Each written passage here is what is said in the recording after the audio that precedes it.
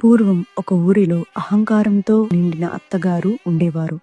ఆమెకు 5గురు కోడళ్ళు. ఆ అత్తగారికి తాను చేసే పూజలే గొప్పవని, తనలా నియమనిష్టలు పాటించేవారు మరొకరు లేరని అహంకారం ఉండేది. కార్తీక మాసం రాగానే అత్తగారు ప్రతిరోజు నలుగురు కోడళ్లను వెంటబెట్టుకుని నదికి వెళ్లి ఆడంబరంగా దీపాలు పెట్టేది. చిన్న కోడలు పోలి చాలా మంచిది, అణిగిమణిగి ఉండేది. కాని అత్తగారు అసూయతో ఆమె దీపారాధన చేయకుండా ఇంట్లో పూజా సామాగ్రి ఏమీ లేకుండా చేసేది. అయినా పోలి బాధపడలేదు.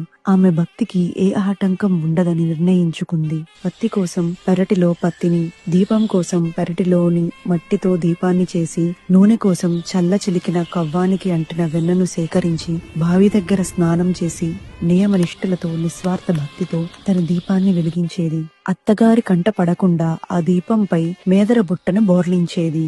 కార్తీక అమావాస్య రోజు వచ్చింది. అత్తా కోడళ్ళు నదీ స్నానం ముగించుకొని తిరిగి వస్తుండగా ఆకాశం నుండి దివ్యమైన పుష్పక విమానం పోలి కోసం దిగింది. పోలి నిస్వార్థ భక్తికి మెచ్చి శివదూతలు ఆమెను స్వర్గానికి తీసుకు వెళ్లడానికి వచ్చారు. అత్తగారు అహంకారంతో కార్తీక దీపాలు పెట్టింది నేనే కదా, ఈ విమానం నా కోసమే అని పరిగెత్తింది. కాని విమానం ఎక్కుతున్నది పోలి అని చూడగానే నిర్ఘాంతపోయింది. అత్తగారు ప్రాధేయపడింది, పోలి నన్ను కూడా పైకి లాగు. అప్పుడు పోలి ప్రశాంతంగా ఇలా చెప్పింది, మీరు దీపాలు ఆర్భాటం కోసం, ఆడంబరం కోసం వెలిగించారు. నేను పరమశివుడిపై నిశ్చలమైన భక్తితో వెలిగించాను. మీ దీపాలు మీవి, నా దీపాలు నావి. నా దీపాల పుణ్యం మిమ్మల్ని చేర్చలేదు అని చెప్పి పోలి స్వర్గానికి చేరుకుంది. అత్తగారికి మిగతా కోడళ్లకు తాము కేవలం ఆడంబరం కోసమే దీపాలు వెలిగించామని, నిజమైన భక్తి పోలిదే అని అప్పుడు అర్థమైంది. ఈ కథనే పోలి పద్యమి నాడు చదువుకుంటారు. భగవంతుని ఆరాధనకు